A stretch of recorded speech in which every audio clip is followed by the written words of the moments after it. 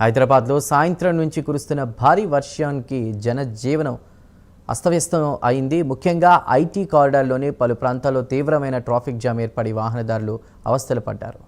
మాదాపూర్, గచ్చిబౌలి, రాయదుర్గం ప్రాంతాల్లో ట్రాఫిక్ భారీగా స్తంభించిపోయింది. గచ్చిబౌలిలోని biodiversity junction నుంచి ఐకియా వైపు వెళ్లే మార్గంలో వాహనాలు ఎక్కడికక్కడ నిలిచిపోయాయి. అలాగే హైటెక్ సిటీ నుంచి కూకట్పల్లి హౌసింగ్ బోర్డు వైపు వెళ్లేటువంటి రహదారిపై వాహనాలు నెమ్మదిగా కదులుతున్నాయి.